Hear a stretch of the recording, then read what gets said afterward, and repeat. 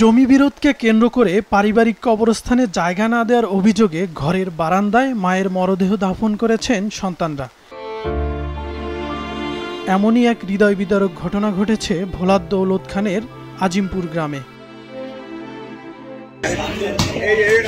প্রায় ৫৮ বছর আগে এই গ্রামে ২২ শতক জমি কিনে বসতি স্থাপন করেন জাবেদা খাতুনের স্বামী মৃত আব্দুর রশিদ ও তার ৩ দেবর।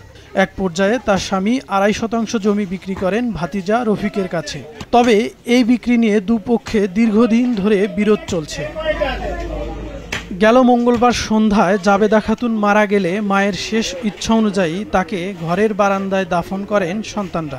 আমার একটু জায়গা জমি নিয়ে বিরোধ আছিল, আমি থানা পুলিশ করণে আমার স্বাস্থ্য ভাইয়ের বউ কবরস্থানে যায় আমার বাপের ঝাড়ু দিয়ে বেরিয়ে কিসে দিয়ে বেরিয়ে কয় বুড়া গোলামের ঘরে গোলামে মরছে, আমার জায়গায় মারি দিছি। কারণ এইটা আমার মা শোনার পর থেকে সে ক্ষিপ্ত হয়ে গেছে। ক্ষিপ্ত হয়ে আমারে বলছে যে তোর তো জায়গা জমি নাই, তোর আল্লাহ দিব, আমি মরলে আমার জায়গায় তুই মাটি দিবি। তো আমার মান নসিহতটা আমি পালন করছি। আমার মামুর লাশ রাখতে রাখতে ফ্যাট ছেড়ে দিছে। তারপরে লাশটা আমাদের বারিন্দা ভাঙ্গি আমরা বারিন্দার ভিতরে মাটি দিছি। আমার স্বাস্থ্য ভাইরা সবাই আমাকে অত্যাচার করে, অত্যাচার হচ্ছে, আমরা বাঁচতে আসি না, আমাকে অনেক কষ্ট হইতেছে। আমাকে যেটুক জায়গা আছে আমরা সেটুক জায়গা আমরা ভোগ করতে পারি না, তারা খাইতেছে জোর বল জুলুম দিয়া। এই কারণে আমার মারা আমরা বাইরে অন্য পরের জায়গা মাটি দেই নেই। তবে এলাকাবাসী বলছে চাচাতো ভাইরা পারিবারিক কবরস্থানে দাফনে বাধা দিলে এ ব্যবস্থা নেন সন্তানরা। সবাই অন্য একটা জায়গায় মাটি দেওয়ার জন্য খুব আপ্রাণ চেষ্টা করছে সবাই।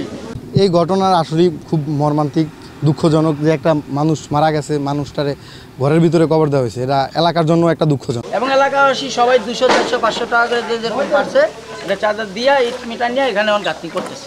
তবে অপরপক্ষ অভিযোগ অস্বীকার করে। কাগজপত্র পাইছি, তারা আমাদেরকে জোর করে দেয়নি বা আমরা তাদেরকে জোর করে নেইনি, আদালতে পাইছি, এই জন্য আমরা এখানে ঘর উঠাইছি।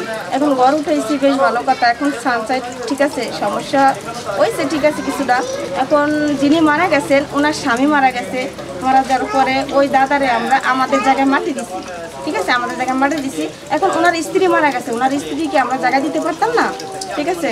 উনি মিথ্যে কথা বানায় আমার চাচার কাছে বলছে আমার চাচা এসে এখন আমার দাদি মারা গেছে মতো। এখন তারা ঘরের ভিতরে মাটি দেয়, ৬টা থেকে তারা কবর খোঁড়া শুরু করছে। আমার চাচি মারা গেছে, স্বাস্থ্য ভাইরে ফোন করছি, স্বাস্থ্য ভাই ফোন ধরে নাই। এরকম সকাল ৫টা পর্যন্ত ১১টা রাতের ১১টা সকাল ৫টা পর্যন্ত ফোন ধরে নাই। মেম্বারের ফোন দিয়ে জানাইছি, মেম্বারে কইছি আপনি আমার চাচিরে আমার চাচার ফাঁসে কবর দেবেন, একসাথে ২ জন ঘুমাবে, এটা আমার দাবি। হানিফ মেম্বারের বলছি, আবু মেম্বারের বলছি, বাবুল আলাদারের বলছি, এরা কইছে ঠিক আছে। কিন্তু আবু মেম্বার আয়া জানায় না যে কবরটা এনে করতে কইছে। এর আগে এরা ফজরের আগে এরা কবর করিয়া লাইছে এনে। জাবেদা খাতুনের মরদেহ মসজিদের পাশে বা অন্য কোনো স্থানে সরিয়ে নেওয়ার জন্য আর্থিকভাবে সব ধরনের সহযোগিতা দেওয়ার কথা জানিয়েছেন স্থানীয় ইউপি চেয়ারম্যান। আমি বলে দিছি যে এই লাশ উঠাইতে যা খরচ লাগে এবং অন্য কোনো মসজিদের সামনে যদি মসজিদের জায়গা যদি কিনে নিতে হয়, ওই জায়গা সম্পূর্ণ টাকা আমি দিব এবং লাশ উঠানোর খরচ আমি দিব, দাফনের টাকা আমি দিব, সব কিছু দিয়ে তাকে যে কোনো একটা মসজিদের সামনে যাতে সে শান্তিতে ঘুমাইতে পারে, আমি সেই ব্যবস্থা করবো ইনশাল্লাহ। স্থানীয় জনপ্রতিনিধিদের সহায়তায় এ ঘটনার সুষ্ঠু সমাধানের চেষ্টা চলছে জানায় পুলিশ। একটা মানবিক বিষয়, এটা কাজটা হচ্ছে অমানবিক। একটা ঘরের মধ্যে একটা লাশ থাকতে পারে না, যেহেতু সামাজিকতার একটা দায়বদ্ধতা আছে। এটা যাতে করে অন্য কোনো পন্থা মানে সুন্দর একটা কোনো ব্যবস্থা আছে কিনা। এদিকে পরিবারের সদস্য ও স্থানীয়রা ঘরের বারান্দায় সমাধিস্থানটি ইট বালি দিয়ে পাকা করার কাজ শুরু করেছে। মাছরাঙ্গা নিউজ ডেস্ক।